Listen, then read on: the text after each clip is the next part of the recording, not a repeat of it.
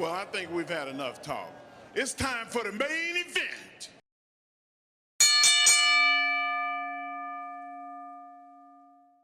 Everyone, welcome to a special edition of Vicious Chats. I'm Tim Vicious. With me today, two contributors of the Main Event Network, Green Yall, and making his three-time return, the Great Brown Hope Alejandro. Guys, how y'all doing? I'm good. It's Saturday. Ain't got to be at work today, so let's talk wrestling. I am also well, thank you. All right, so the big reason why we're here is we're talking about the Vince McMahon documentary. It dropped as of when we're recording this earlier in the week. I don't know about you guys, but I binged it out within like 2 days. And and let me ask you guys, what were your big takeaways from it? Oh man. I only got through 2 episodes because I got annoyed quick. It's a lot of Hogan. Yeah.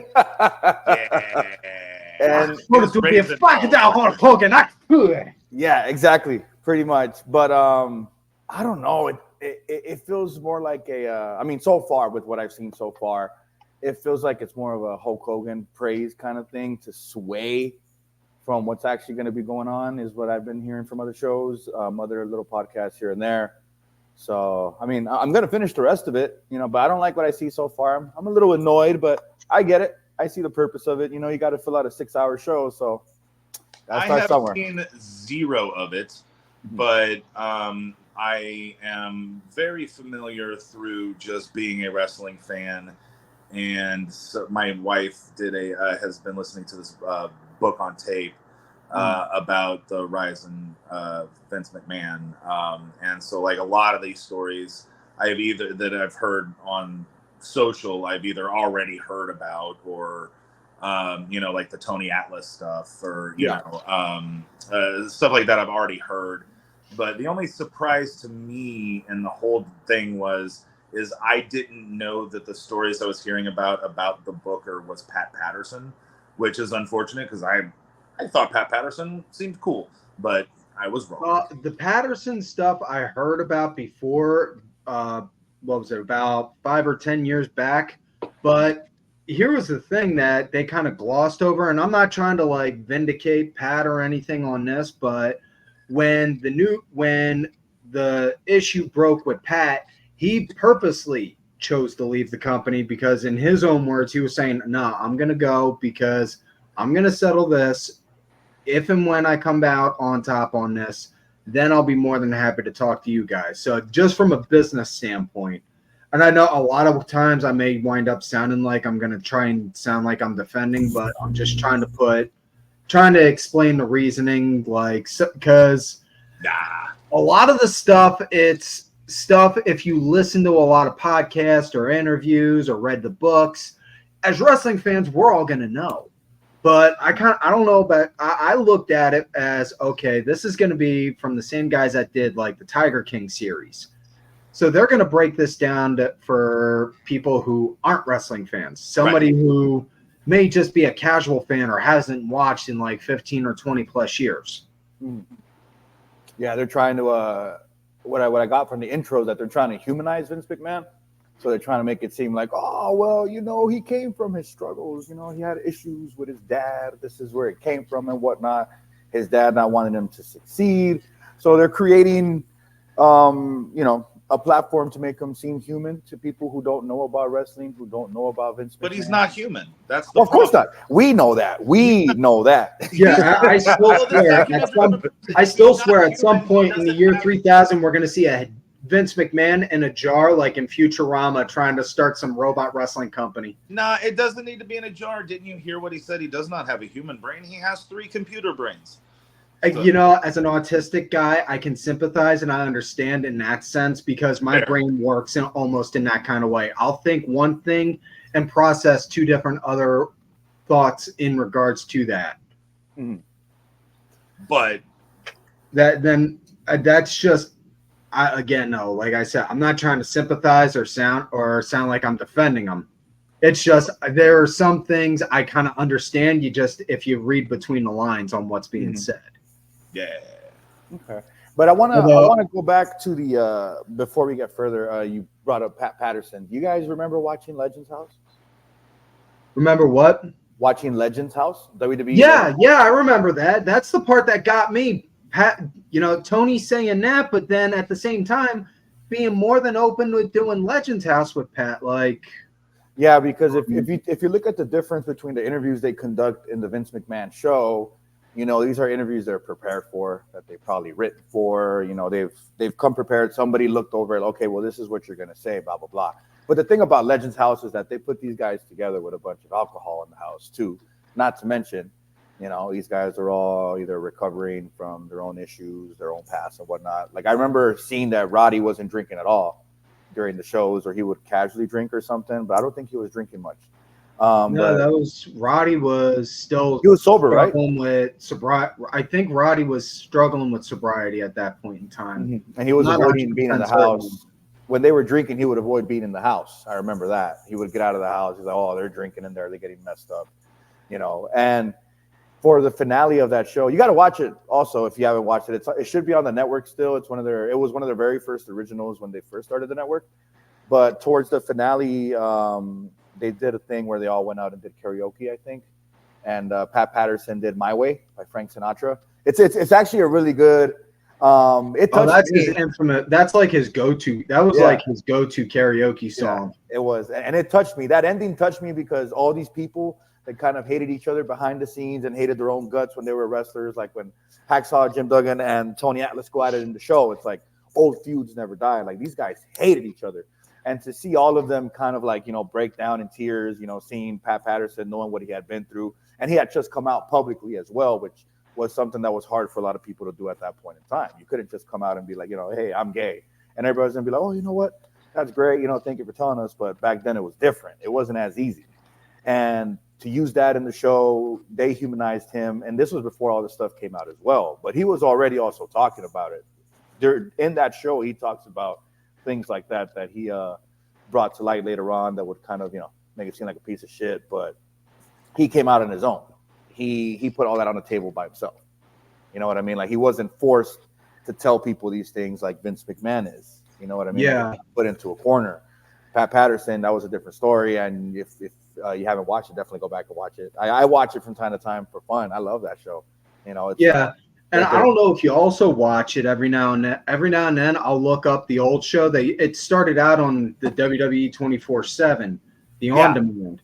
The Legends of Wrestling, because they'll have the legends on there. They'll have Pat, Tony, that stuff like that, and they'll have those guys talking about old things that they had to deal with during those times. Like Tony Atlas, he would say listen, I dealt with some pretty racist shit in my day. Like I was working with dudes that'd be like, they'd pull out their wallet, you say you see that Klansman card?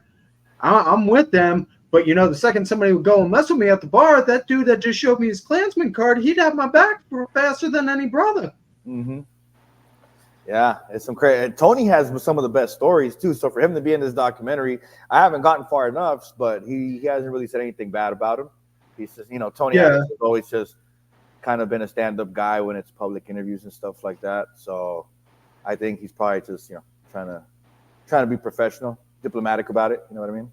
Yeah, I will say this though. I think the one person I feel sorry for the editors that had to do this, because you think about it, with Vince being such a polarizing character that he is, getting over 100 hours of interviews, and then having to just be like, okay, what are we keeping and what's going on the cutting room floor, and compressing it into 6 hours. No, that's the fun of the job. I mean, that's why people do. Oh yeah, I'm just thinking, though, man. There had to be stuff that they were like, oh man, I wish we could have put that in the show, but we couldn't. We had no way of being able to tie this in. Oh, so they watered it down. Well, that's always going to be the case with documentary series. You get interviews, you'll have someone talk about it, and they'll be like, hold, wait. Can we go over this? And when we do this, you go over and talk about it a little more in detail. Or they'll be like, so can you tell me about that? No, I won't. And they'll just, it's, little things like that. I kind of learned when I was in when I was in college, when doing with filmmaking, is a lot of times they'll do that kind of stuff just because with documentary series, they're trying to highlight what their idea of the story is. Okay. Yeah, because the way they promoted it made it seem like there was going to be some shit that's like, oh, we can't have this get out. You know what I mean? Yeah. So, you kind of go in thinking that there's no filter. I mean, yeah. I mean that Paul Heyman story about Shane is pretty. Yeah, dude. Get out. Like, the stuff with Shane, that was shocking, and I'm speaking from the dad perspective. Like, okay, there's been times where I've gone and like roughhoused or played with my son, and he'd be like, "Well, Dad, you're cheating. If you ain't cheating, you ain't trying." No. You know, do that with him, but at the same time, it's like, nah, you know, it's like you gotta throw the kid a bone some every now and again. I mean, you gotta help him build an ego. You can't run the company. is like, I don't know.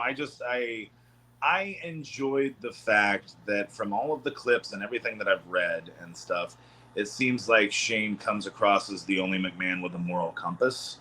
And I think just like someone who like genuinely wants their dad's love and realize they can't get it and are just trying to be a decent person, I guess, in a family of monsters. And that may not be the real case. Like maybe Shane O'Mac is just as much garbage as Vinny. But you know, like the documentary, from what I understand, and every clip I've seen, really shows how always my favorite McMahon. Here Comes the Money, still one of the best entrance themes of all of wrestling. Here comes the money. Here comes the money. From the Classic. I hope they play that one tonight. I know they're going to play it tonight. Oh man. All right, so I don't know if you guys. I'm sorry. Go ahead. Oh, I was just going to say that I just like. It was vindicating for me. Just like I didn't like the other McMahons. I didn't like Stephanie because I was a teenage boy and I listened to why I shouldn't like Stephanie McMahon. And in retrospect, I regret those inner thoughts. But you know, I never liked Vince because he came off as exactly the kind of person that Vince is. And I really like Shane because Shane seemed like a decent version, like Vince, but a human. You know, if that makes sense. Yeah. Almost like if he had a conscience. Yeah. Now, that being said, who knows? By the time this comes out, everybody could be like, oh, hey, what about this time Vince ran over a puppy and threw it in a preschool yard or whatever? You know, or Shane, I mean. Yeah. You know, like that may come out, and Yeah. I may be proven a fool, and Shane was always evil. But at least the documentary, what we're talking about here today, I think... Shane's the best in the world. Don't forget.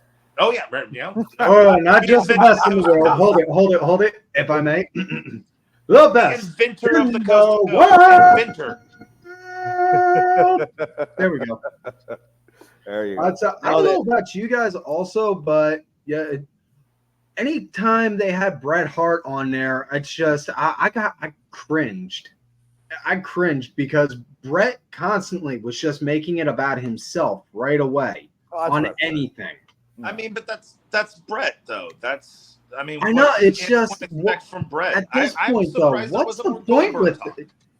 What's the point with him anymore? Like, if you're gonna, I don't get it. I just don't get it with Bret on that because everyone knows Bret's always going to wind up finding a way to circle back to saying it's all about him or how Goldberg's a piece of shit or on how he got screwed over in Montreal. It's because he's right. It's true. He may be right, but he's boring. But he's also available and cheap. And so he's always is part of one of the most controversial moments in wrestling. So he's gonna always be invited to these dumb things, you know, and whether he's got anything interesting to say or not, because he can be bought easily, you know. And he always has something interesting to say about Vince McMahon. Yeah. So there's that too. That, and I don't know like if you guys noticed with any of the shots when they had Dave Meltzer in there, but I was flabbergasted at not the fact that Dave Meltzer was in it, but the fact that Dave Meltzer's office was clean. Was anyone else shocked on that, or was it just It might me? have been a studio office. You know, I wouldn't be surprised if that was the case. No, like, you call this an office? Like, no. We're gonna set you up. Just bring your laptop so it looks like it's yours. You know what I mean? It doesn't surprise me that Meltzer was in it because they needed some people in there to talk about how everything is wrong. Did they get Russo? That's all he does. Yeah. You know, so they needed somebody to cut to go, no, actually 78,000, you know, and you know, but spot on. oh, thank you. I work on my Meltzer.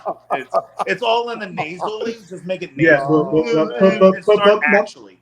Now my sources are telling me that you know the show will only sell 300, even though they're going to say it has 783. Yeah. And if you want to do Cornette, just sit on your balls and sit on your balls.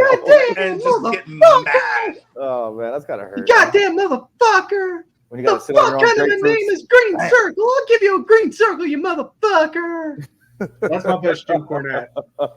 I got slammed by a Cornette lackey one time, the thumb wrestling stuff, and it was so hilarious because I had to go through and find out all the various inside baseball wrestling references because they called us like a dirt league or whatever, and I had to go like look up all these Jim Cornette references, and I'm like, so I listened to like a lot of corny podcasts to figure out why I was getting called all these things, and I'll tell you what, that is an angry man.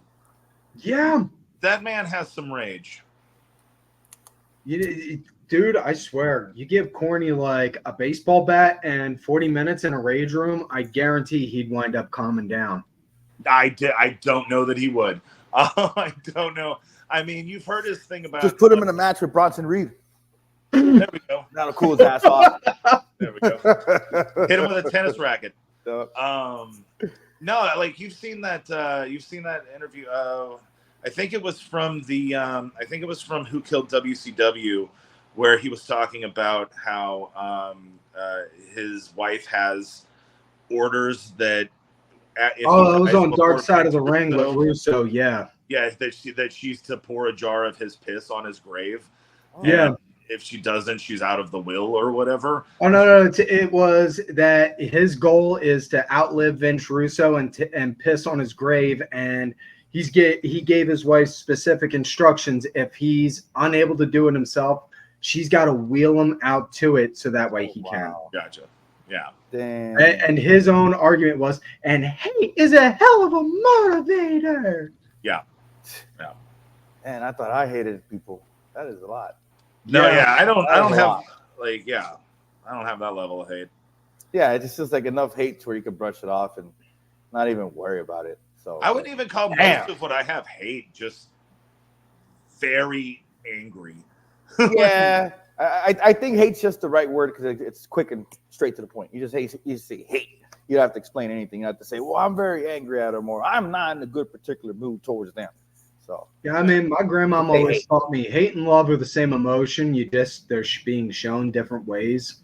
So I always go and I'm like, nah, I'm not going to waste my time trying to hate something. If I don't like it, I don't like it. I'm not going to give it the thought of day. And I brush it off and move forward. We can hate Vince McMahon.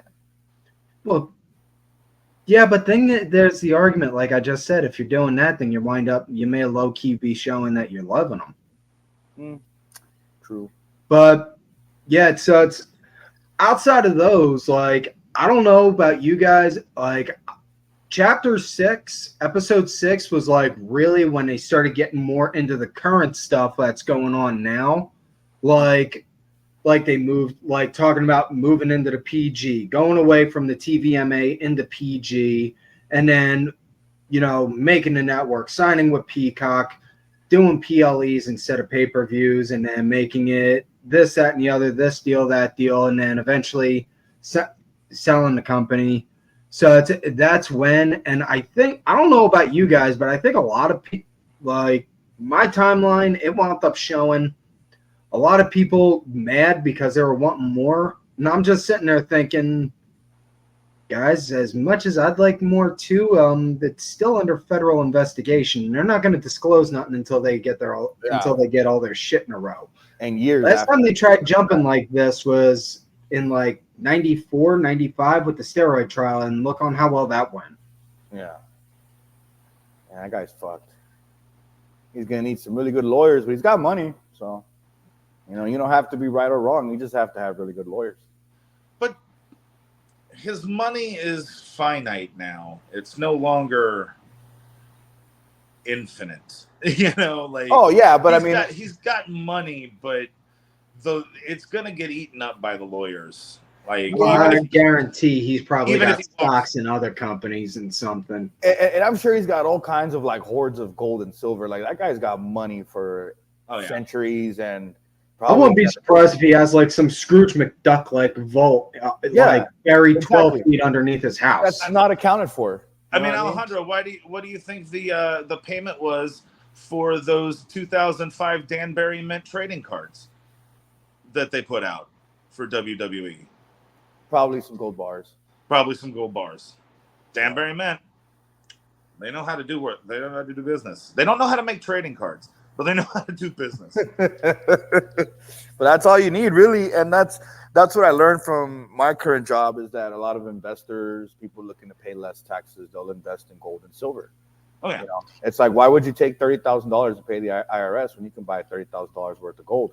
And from what I looked at in history and charts, because I like looking at charts and stuff. That's fun. I love Microsoft Excel, by the way. I'm an expert. And literally the first thing you told me, by the way. Like, I'm not even like kidding. Back when I had the Excel spreadsheet for the Matt Relic collection. Boom, there you go. like they're just so pleasant to look at. Better. Yeah, they're so pleasant to look at. You make a pivot table, you move things around. You're like, oh, you want to look at this? I got you. You need a graph? Boom. You and my wife would get along very well. Nice, very nice. But so I saw the difference in the gold price. Back then it was, I think, just about $1,000 an ounce, something like that. So if this guy took a bunch of his money in that point in time, which he was making millions for sure, you got to think about maybe at the least he could have done 100,000 a year. And to this day, as of yesterday, it's almost at 2,700 an ounce. So he would have bought $300,000 worth of gold in a span of 10 years. To see it hit the price it hits today, he's got an easy $600,000, $800,000 to sit there if he were to spend just $100,000 worth of gold 3-4 decades ago. Well, he would have done that at least before the divorce. So he's probably got stockpiles of that stuff, So he's not stupid, like there's millions coming in. He's paying people under the table. Like you don't just magically get that money. That's the thing. He is evil, but he's not stupid. Yeah, no, exactly. He slipped. What happened here is he slipped, and that's why he got caught up. So he got cocky, just like all evil people. He thought he would get away with it, and he's not going to get away with it this time. And now everything else is going to come out to light. Not that they can show he's guilty. Now they're like, okay, well, what about this? What about this? What about this time you did this? So yeah. Now I don't know about you guys, but I just checked what the price for gold is right now, and it's about 2680. Yeah, 280. That's what it's been. Most of this year was at 2,300, and then it hit 2,400 about a month ago, and it was sitting around in that. And just 2 weeks ago, when the Fed cut rates, look at me paying attention to politics and shit because of work. So now gold like skyrocketed to 2,500 within a week, and then after that, it started just going up every single day. So now it's either going to stay around 2,600 or it's just going to keep going up. Yeah. So I know the price can fluctuate daily, if not hourly. Right. But yeah, I thought I'd get that just to add a little context to what we were just saying.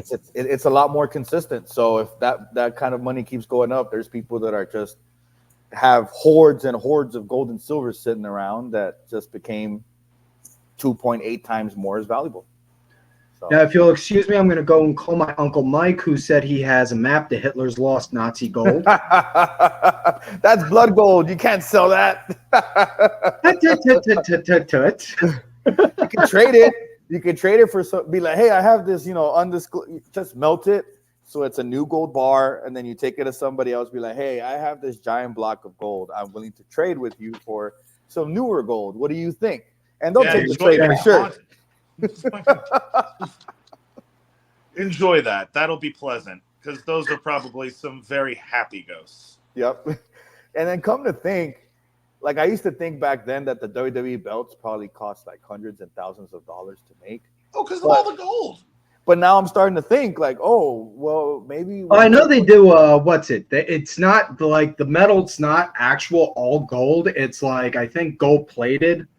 Like they'll use like they'll put like they'll use like metal. They'll use like steel or I don't know. I'm just pulling a random metal out of the air. Like they'll pull like steel or aluminum and then have it be gold plated on top. When we had our belt, we used it in a couple of stunts, and on the second stunt, we scratched it up a little bit, so it was very clearly gold on the outside. Yeah, because I think the NWA is actually 10 pounds of gold, but I think the NWA one's the only one that's actually gold. Well, they got that Smashing Pumpkins money. Because what is that? There's 16 ounces in a pound, right? Yeah. Yes. Okay, so yeah, and keep in mind you're talking to an autistic guy who's actually not good with numbers. So I may wind up having if you start seeing me writing in the air, that's why. So if it's 10 pounds of gold, that belt is worth about $416,000. And that's in today's current exchange rate. In today's current rate.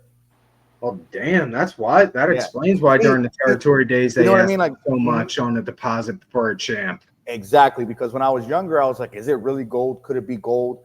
And then I ended up hearing the stories about, oh, you have to pay for the belt. Like, it's not exactly yours. You have to put some money down. That's why sometimes guys couldn't get to the main event because they didn't have $10,000 to put down for the belt. So, and now you think about it, like $10,000, that's got to be what? Maybe 10 ounces of gold? Because it used to be 1,000 an ounce, 10 ounces of gold. Like, oh, well, that kind of makes sense. You know what I mean? Like, I'm sure the diamonds aren't real. Hell no. But if it's gold plated, then there's some monetary value to it, like real monetary value to it. I'd say I'm drawing the numbers in the air. I'm trying to do the math now. Yeah, because I would imagine Vince would have either had real gold or gold plated, depending on how much he trusted his guys. So there's chances are it was probably plated, but I'm not 100% certain. I wish I was. Listen. If I can get this show going to the point where I can talk to like famous belt designers, you damn well better believe I'm gonna ask like, yo, let me ask you, that Reggie Parks design from like '85, was that real gold? Oh yeah, you better believe I'm gonna ask stuff like that. Yeah, because to say 10 pounds of gold, like that's got to be 10 pounds of gold. I mean, I get the gimmick too, like it's all the gold that you could possibly put on the belt. That's a heavy belt, 10 pounds around your waist. That'll pull your pants down easy. Oh yeah, you know what I mean?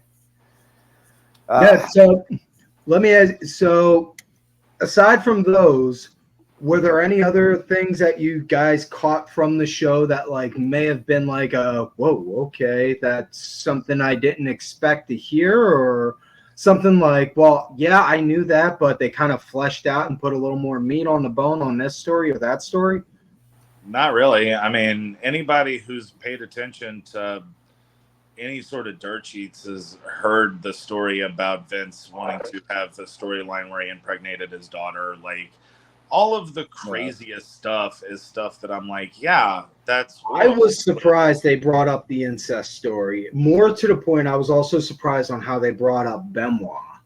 But also, I mean, that Benoit thing was hard to watch. That was hard to watch. Yeah, and I'm going to be in the very I may be in the I don't know if I'm in the minority or not saying this, but I know I'm in the minority saying it out loud. But Chris Benoit was hands down top 5 best technical wrestlers of all time. But at the end of the day, and this is a direct quote from Paul Heyman, and I fully agree with him on it. At the end of the day, 3 people died that night. One of them had a choice in the matter. So as far as Benoit goes, fuck him.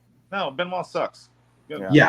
Like, and also he was like, maybe he was a good technical wrestler, but just to shit on someone who murdered his family, he wasn't good on the mic, and he didn't look good on camera. Like he He was a great technical wrestler. He seemed a little nervous, like he didn't know, like, okay, is this one pointing at, is this one on, or is it that one, or like a little nervous. Yeah, I wonder like, why he was so confused. Let's ask Chris Nowinski. That was another shock. The fact that they were actually willing to bring Nowinski into the show and talk about CTE. That's the thing. That's why they were able to talk about Benoit, because it's not a WWE show. It's a Netflix show. Yeah. So the limitations aren't the same. There's no grasp over, like, you can't say this. You can't talk about this. Yeah. You can't say wrestler. Little things like that, that's out the window. It doesn't matter. Like, whoever's there to talk is getting paid regardless, and they don't have to go through WWE for it. I don't know if there was any AEW guys in it, but they wouldn't have had to go through AEW for it. No, they didn't have any. The most they did with AEW was show some clips of when Cody was in there and when the debut episode of Dynamite, and they talked about on how Cody was there and then he jumped ship and came back. Yeah, see? Exactly. Things like that you can't do on a WWE show. And if they showed AEW clips, exactly. It's a Netflix show. They reached out to TBS, TNT, and said, hey, we need to borrow some clips. They didn't even have to go to AEW for it. So yeah, that's the beauty of the Netflix shows, is that, I mean, I haven't seen the whole thing yet, but I'm hoping there's something I haven't heard, something new, something different, maybe an interview from someone that I haven't seen on other different podcasts or earlier YouTube shows or Botchamania highlights. Well, they did talk about Owen, and the one thing that I did notice that they talked about that, honestly, and I don't know if maybe I was just in the minority and didn't know it, but they actually did file a suit against the manufacturers that handled the harness that Owen was supposed to use. I never knew that. I don't know if anyone else did or not, but I was just like, that was news to me. All I knew about with the Owen incident was, aside from everything that has been openly discussed, was 10 plus years back, Vince Russo was on Jim Ross's show back when it was the Ross Report. And he talked about on how when he was still working in the bookings in WWF, it was, hey, we have this idea for Owen. What do we, or not, it was, hey, we just hired these guys who did this rappel stuff for Sting all the time in WCW. Do we have anything that we could use them for? And then Vince started looking through his book like, oh, hey, we could have Owen do it. And then during the day, Owen did the rehearsals and then went up to Vince and said, Vince, wouldn't it make more sense if I went first since I'm doing this? And that's, outside of that, that's all I knew. That's new stuff that I knew. Yeah, I think they go in depth in the Dark Side of the Ring episode about it. I remember that. So if you haven't checked it out, you should check that one out. Did you watch Dark Side of the Ring? I've seen some of it. It's just a lot of it. It's hard to take in just because, like I said, with documentaries and docuseries, it's especially when you're focusing on the negative aspects on something, they always try and paint this super, while something may be wrong and bad, case in point, like we're talking about Vince, they'll try and make it like a million times worse than it is. Like, no, listen, we know he's bad, but he's not like that kind of bad. Okay. And that's me no way, shape, or form trying to defend. I'm just saying it comes off that way to me, and it's hard for me to like sit there and process and watch it. Gotcha. Yeah, so that's why for me, that's why I said the intro was about them trying to humanize Vince, kind of in a sense to get you ready for what's coming. Trying to be, hey, well, if you feel this way about this guy, just don't forget, his dad hated him, his dad didn't love him. Like, that doesn't fucking matter. Yeah. I mean, that's a reason, not an excuse. Mm-hmm. Yeah, I mean, I've known dudes that didn't grow up knowing who their dad or their mom or either parent were. Some of them grew up to be assholes. Some of them grew up to be decent people. But at the end of the day, it's, just try and be as decent of a person as you can. That's the message I always try and put out there.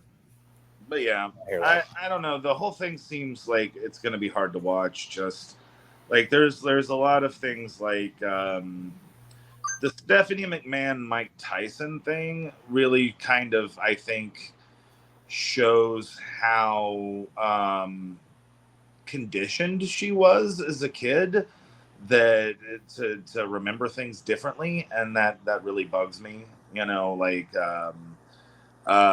in her defense, it bugs me, not because of something she did wrong, but if you don't know what I'm talking about, she was asked if it made sense for the WWF to hook up with Mike Tyson in the Attitude Era.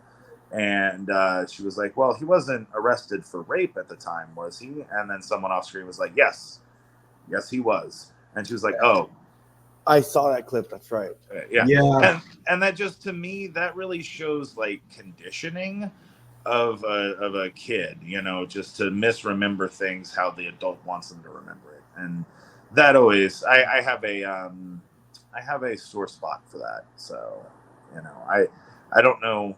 There's like a lot of stuff in there. It's just like, I don't know. It just seems so hard to watch, you know, even if it's good, it's like the clip, because the Benoit scene is, for those who have not watched it, I did see the clip of the Benoit stuff, and it's just like, it's like a montage of people saying CTE doesn't exist, and then news reports of the Chris Benoit thing, and then shots of Chris Benoit taking vicious headshots for multiple times, you know, and then Chris Nowinski's thing. So, you know, it's real hard to watch, real hard, as a wrestling fan and someone who has cheered on Mick Foley getting smashed in the face multiple times, you know. Yeah. Like to this day, I still refuse to watch that I Quit match just because how Mick's one with the rock got turned into scrambled. Yeah, I refuse to watch it just because of how Mick's head got turned into scrambled eggs after that match. Yeah. You know, I mean, I did backyard shit, and I got a one or two concussions myself, and that shit ain't no joke, man. No. I never got, like, I can't, I'm too big for MRI. I tried to get an MRI recently, and I'm too big for the machine. So I've never actually gotten an MRI, but I'm pretty sure I got concussed at an after prom party because they had one of those stupid American Gladiator Q-tip fight things. And the person I was going against was way too competitive and decided that going straight up, both hands overhead on the top of my Jesus head Christ was the way to go about it. And like, what the shit? Yeah, I don't remember most of the rest of that night. Yeah. So you put him over with like no choice in the matter. Yeah, no, I took the 3 easily. Oh man, hey, look at you, man, putting over young talent since day one. They paid me, but they didn't pay me. It's weird. Well, did they at least give you a hot dog and a handshake? Did they at least give you a hot dog and a handshake? They did not. No, they bastards. Please don't sue us. Bastards. Taking a small claim. Bastards.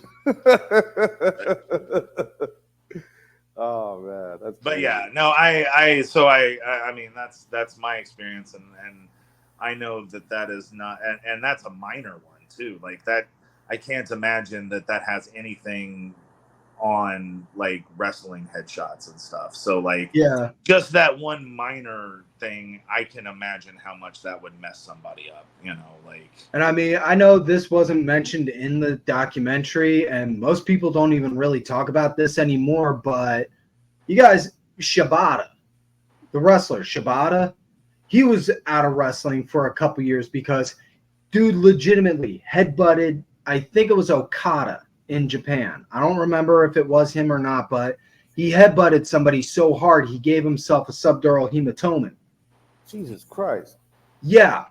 That's why I was just like, no, yeah, listen, I don't fuck around with your head. Yeah. You know? You want to go and do shit with wrestling, like where you want to make it look like your arm's barely hanging on by a thread.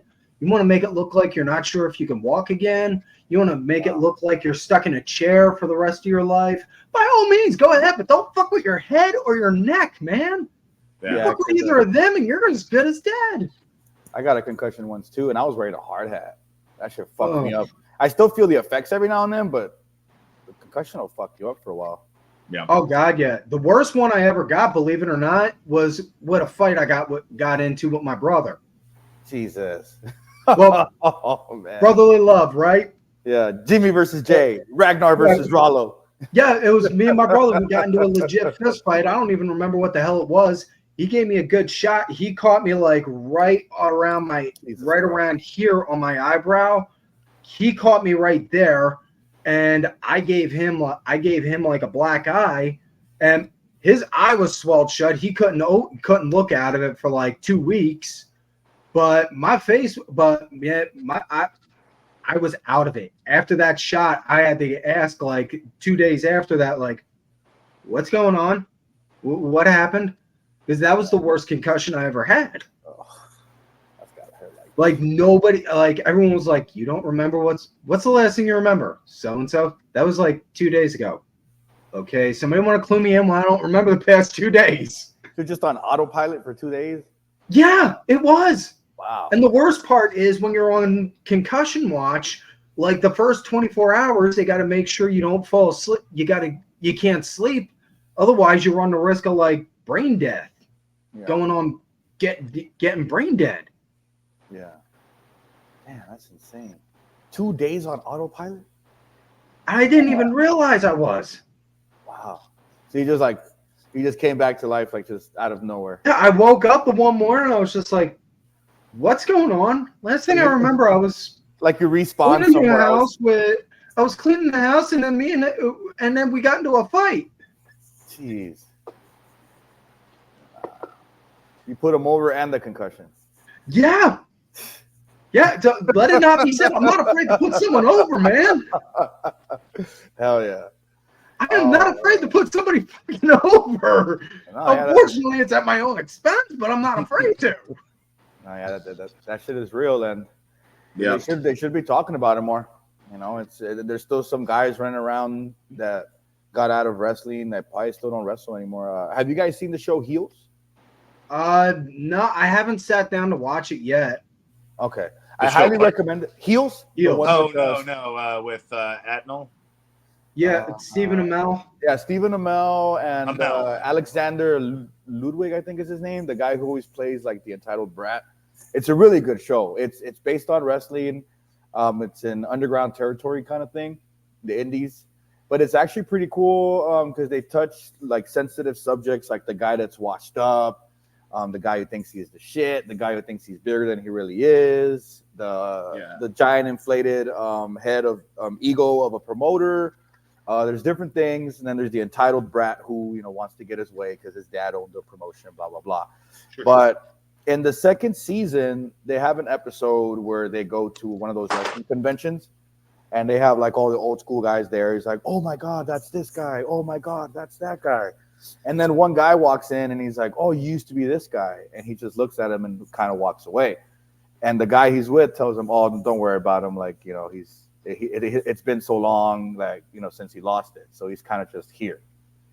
So, and he walks with him. He walks him through things. He's like, "Oh, well, why are you bringing him here if he doesn't know why he's here?" He's like, "Well, the people know who he is. So, he'll get some money for rent, for bills, for food and stuff like that. So the best I can do is bring him here and hope, like, he's okay with signing autographs and stuff." Almost kind of like with the Mickey Rourke movie, The Wrestler. Yeah, something like that. Yeah, where it's like, they're already way past their prime. Nobody, like, hardly anybody remembers them. You know what I mean? They're making $20 to sign a picture, and stuff like that. And they do like one of those. In the show itself, that same promotion has their own podcast where they talk about wrestling. And this guy was like one of the biggest guys in the indies before, and now he came back to put the younger crowd over. So he has this podcast, and he brings those two guys in to do a show. He's like, "Okay, well, let's go out to dinner. I'll get you guys dinner, but I want to record our conversation for my podcast." And they end up talking about, the good old days. And he asked the guy, like, "Why'd you stop doing wrestling? Like, you could still go, right? I mean, you could still, if you wanted to, turn the character back on." And that guy is like, "Oh, we're gonna get serious for a moment here. Like, I'm gonna tell you straight up. Like, I see what you do. I see that you're still doing it, but sometimes I kind of feel sorry for you, because you have to do it. This is all you have." And that hit me a little bit, because it's exactly what a lot of these guys go through. It's the guys that we see in the Vince McMahon show that are in the last stages of what they could use their careers for. Like, they have nothing left. Like, Vince McMahon left them nothing. You know what I mean? Like, they don't have pensions. They don't have insurance. I mean, I think I read somewhere they have like new Legends contracts. They take care of the guys or something, but I don't think they're going to reach out to everybody. They're not going to give it to everyone. There's going to be the smaller guys that might call up and say, hey, I could use this kind of help, and they're not going to give it to them. And they were doing that paid rehab program thing too. Remember that? Where they were paying for people's program rehab. Yeah, because I think the most infamous ones that they've done, at least to my memory, is Scott Hall and Jeff Jarrett. Right. And then DDP, that's why DDP started DDP Yoga, was to kind of like help them out because nobody else was. So these guys are all on their own. Vince McMahon's got a TV show about him, which he's obviously going to make millions off the royalties. So, I mean, nonetheless, this is still a Vince McMahon show. He's still getting paid for it. Boy, if only Raisin Balls Jabroni wasn't such a fucking tattletale. Or if Iron Sheik had broken his leg when he had the chance. Yeah, he should have. Iron Sheik should have just broken Hulk Hogan. Hulk Hogan. You're lucky I not take Mr. Vern Gogna's money. You're lucky I not break your fucking leg in the fucking Madison Square Gardens. I love watching those podcasts of him just going off on Hogan. Every single one, like there's 20 or 30 of them, but every single one, it's still funny, and I still fuck every April 20th. I always repeat happy 420 and fuck the Hulk Hogan. Yep. Fuck the Hulk Hogan. It's like if Jinder Mahal put over Seth Rollins. Without Jinder Mahal, there'd be no Rollins Mania. So remember that. Yeah. Quick subject change, but Hook officially retired the FTW title, but we all know the real reason is because he fears Jinder. Exactly. Jinder's coming to AEW, and he didn't want to lose it to Jinder. So just had to get that out there. Hell yeah.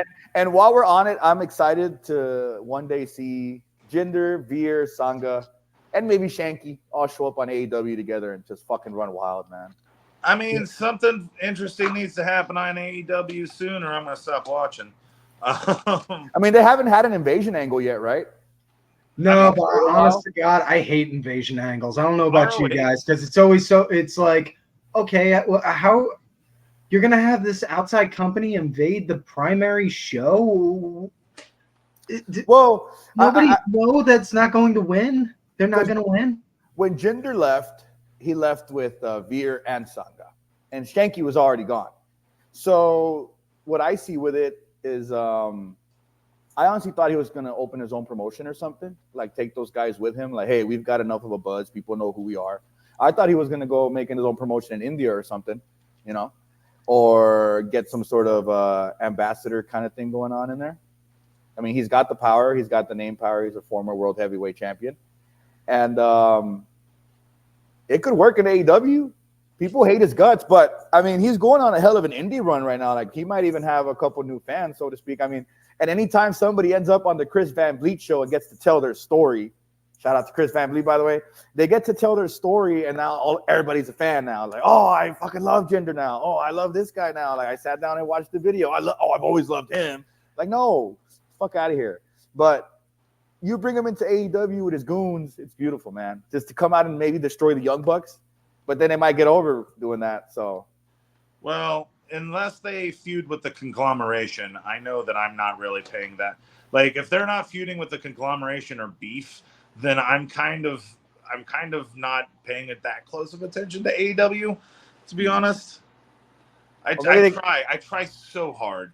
We're just wait. Soon enough, we'll see Jinder come out, do a sneak attack on the conglomeration, attack Mark Briscoe, and then beat him for the ROH World Title. You can't beat Mark Briscoe. Like,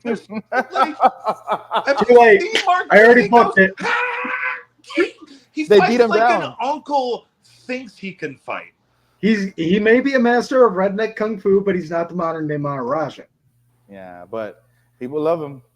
I mean, he's one of those names that's just up there with wrestling fans. Like, people. And Briscoe brothers are hands down. They're a big deal. They were a big deal. Tag team for me. Oh, and I love him, and I didn't even know who he was until the conglomeration started. Like, I know now I know about them boys, but like at the time that the conglomeration started, I was just like, who's this crazy ass redneck? Like, They were always one of those teams that I thought would eventually end up in WWE, but they never did. They were huge in ROH, like they were huge in the Indies. Everybody knew who they were. Yeah. Everybody loved, and they were that one team where it's like, oh, they're going, they gotta go, they're gonna get the call. Yeah. the other one's dead, right? The other one Jay. died. Yeah. Unfortunately, Jay passed away. Jay died in a car accident. Yeah. And then there was some kind of match with FTR or something, or FT. They had a dog collar match. Yeah. The last match Jay had was in a dog collar match. It was Briscoes versus FTR in a dog collar. Gotcha. And that was when the Briscoes won the tag titles for 13 time. They didn't want them on TV though, right? TNT or something? No, because what it was back when Ring of Honor was still independent and owned by Sinclair Broadcasting, Jay Briscoe was in character throwing out a bunch of different kind of remarks that were really like homophobic and like I think one or two racist ones. I'm not sure, but he went out of his way to like make sure like to explain like, listen, guys, I fucked up. I was wrong. I'm sorry. And he went out of his way to bend over backwards, walking on like eggshells and broken glass to show he was sorry. And everyone was like, nah, dude, we get it. You were trying to play a bad character. You were trying to play a character, you know, basically like if you got asked to go and play Hitler in a movie. Yeah. Not like fucking tic-tac balls Hulk Hogan when he said he was just sorry he got caught on tape. It didn't say he was sorry he's a racist. Yeah. Or you know, firing his PR manager for his fucking beer all because she was black. Fuck Hulk like, Hogan. no, dude, did you see that news? He really did. He did? Yeah. He hired a PR team for the American beer thing he made. And then once he found out the lady that was heading up the PR team was black, he fired her. Still racist. You see that? Yeah. It's just like, fuck. Once a racist, always a racist. Say no to racism, guys. That's why I got blocked by him, because he's still a racist. You know what I mean? Yeah. Fuck the Hulk Hogan. Fuck him. I could. And I really wanted to skip the first episode because they was just like slobbing all over fucking Hogan's knob, letting him say whatever he wanted, putting himself over. Yeah, there was a lot of that, but at the same time, I'm like, yeah, unfortunately, you got to go over that part in the history. Sylvester Stallone saw me. He saw me and he wanted me. Yeah. Oh, god damn. Look at him.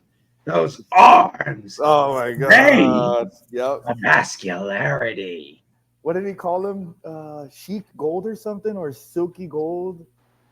I forget, but Vince was golden like a god. He said, I'll have to watch it again, but he said something while he was announcing Hogan going into the ring. I was like, God damn. Skin of a hot dog, hair of a blonde Chinese man. Yeah.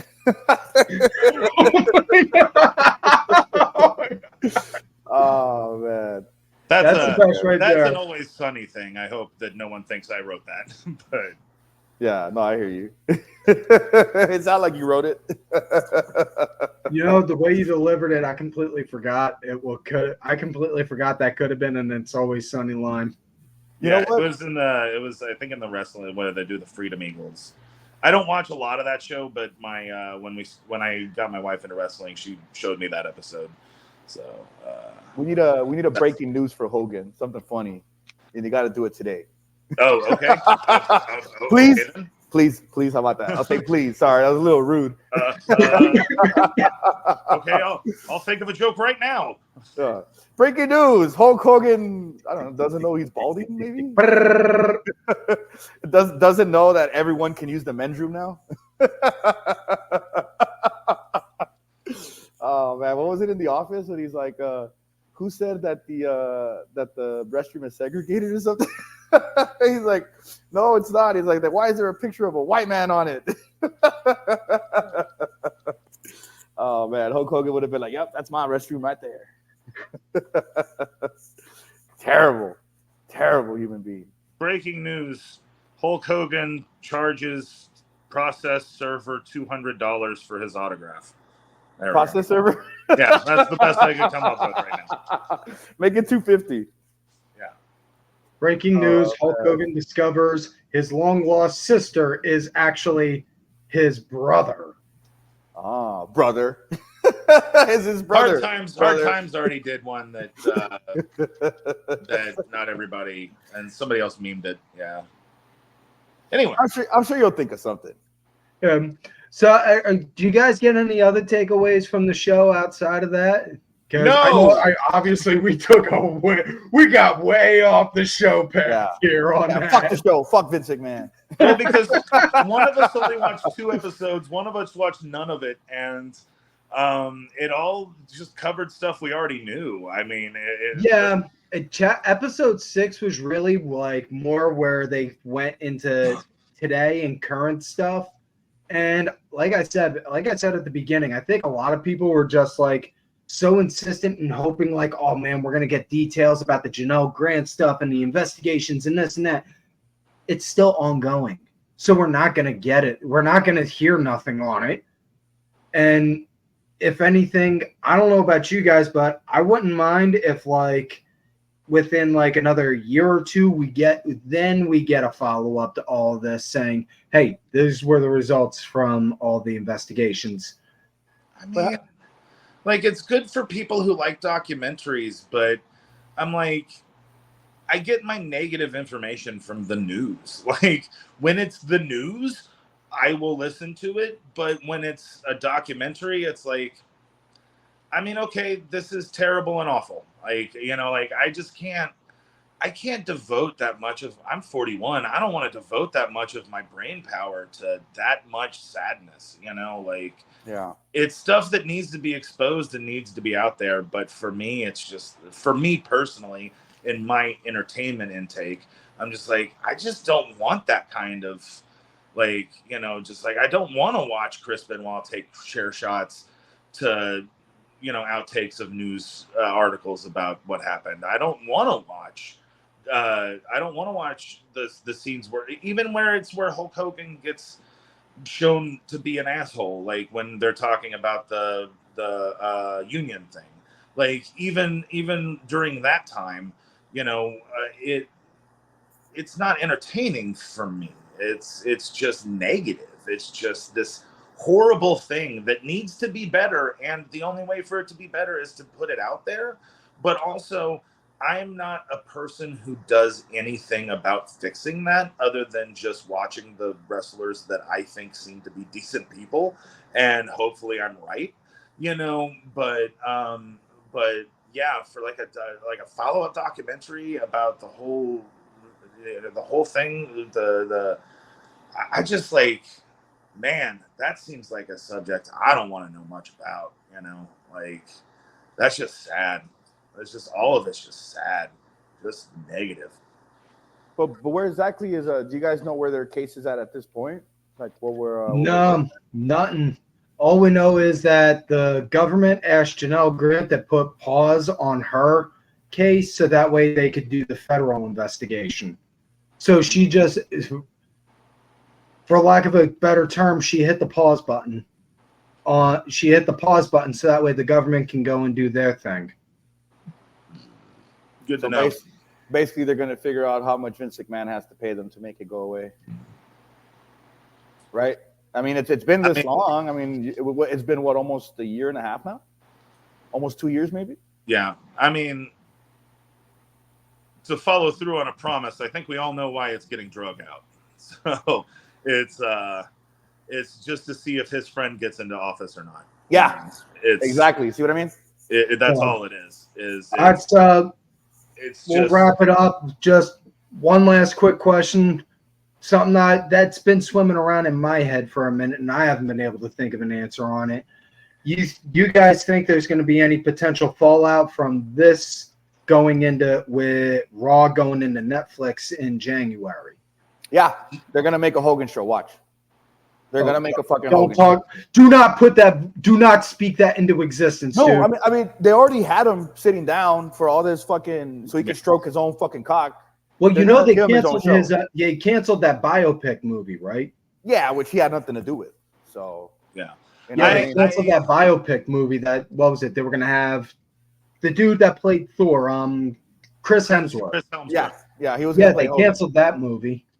I mean, no, I don't think there's like, yeah, I agree that the biggest outcome is going to be that nothing really is going to change. I think the WWE has, I think WWE and TKO have done too good a job at distancing themselves from him at this point, where it's just like, yes, his name is all over the past, but they made sure to wipe it off the future, you know. So I don't really think that other than nothing changing and nothing getting better for the wrestlers themselves and, you know, their benefits and all of that, you know, all of the stuff you'd want from someone who entertains you by putting their lives on the line, you know. I other than nothing changing in that direction, I don't think anything bad is gonna affect the product, you know. Like the product's gonna be the same.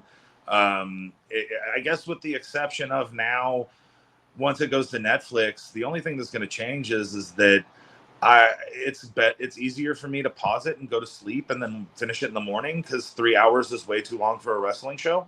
But you know, so that's all. Yeah, because I think it'll lead to a lot more work with Netflix and WWE, because you look at Peacock and WWE, and what the WWE network was before Peacock is that they had their own original programming.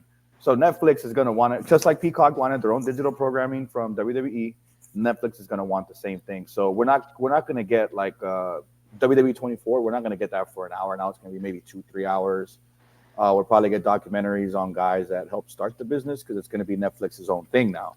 So they're going to want to be like, oh, well, we own WWE streaming for Raw. Now we also have the network, but let's get you a documentary on the one who started it all. And it's going to not, they already did Vince. They're going to do Hulk Hogan. Oh, they're going to do a 30-on-30 style thing. Yeah, like, exactly.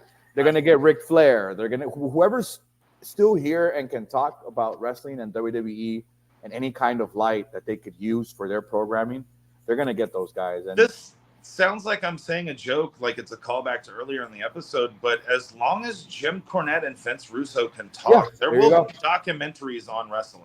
You know? Yeah.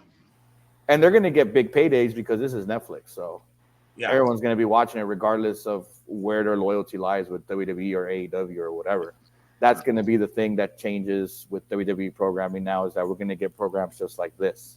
Yeah. Where there's no boundaries as to what they can talk about, who they can talk to, and what they can show. So it's going to be good for the product. I mean, we might even end up getting sometime down the line an event where AEW and WWE work together. Not they're sharing each other's footage and stuff. So, I just don't want that. I just don't want that. That's the thing we say in this house, is that AEW is where the real wrestling is.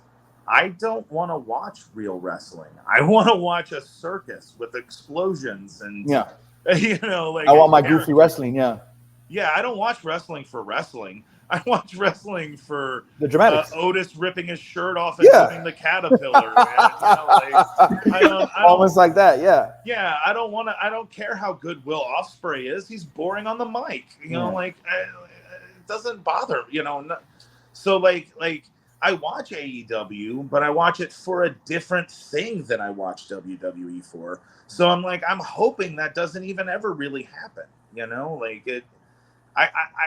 That was an offshoot of what you asked. What you asked had nothing to do with what I just said, but I just I hear that a lot, and I don't ever talk about that. But I'm just like, I just don't want AEW and WWE to work together. Like, oh man, you didn't let it all out. Let her rip.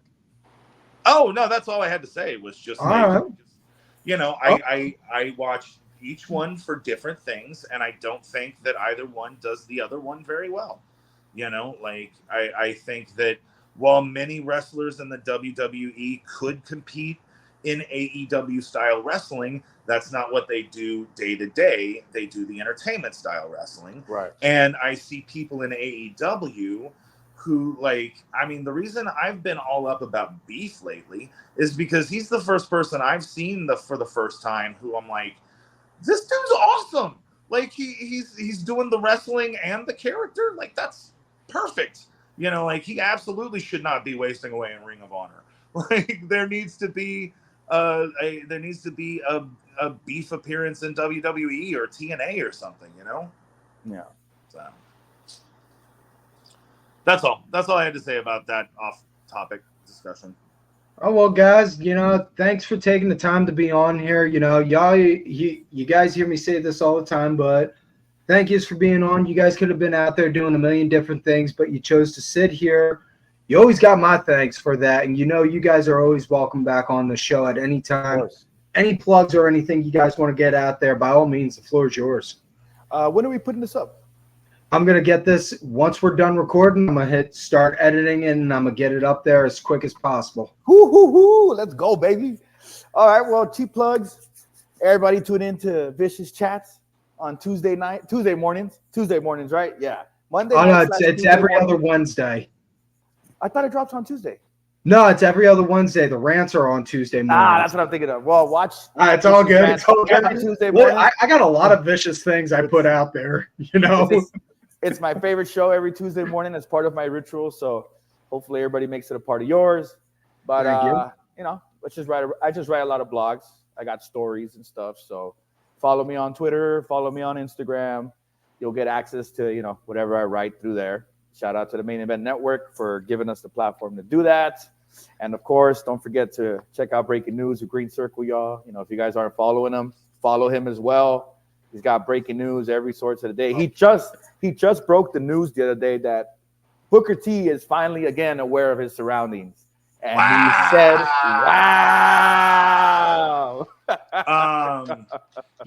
Follow. That's all I have is follow my socials. I do on Twitter. I will do the Main Event News articles. On Instagram, I mostly post clips from old VHS tapes because that's the other hobby I have.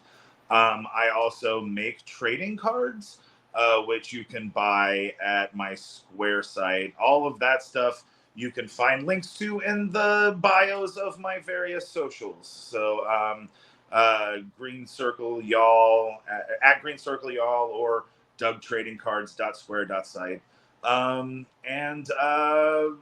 Go back and look at the links and the last time I was on this show and see all of the things that we talked about then, because there's a lot of stuff I used to do is still good. So hey, I still swear that thumb wrestling promotion would make a hell of a kids show, man.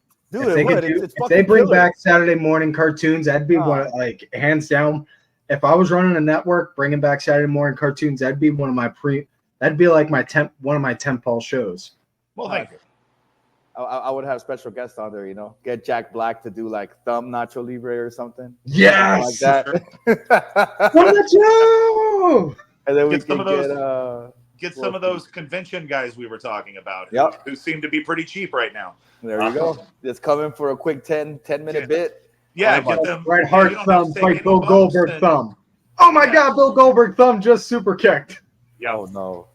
Oh no, not Bret Hart. And now I'm gonna get attacked by Bret Hart fans all over. 4 out of 10. 4 out of 10. 4 out of 10. That's what you get. Oh man. All right, guys. Thank you for taking the time to come on. I appreciate it. Do it again, y'all. It's a nice circle here, so let's have some fun again. See you guys.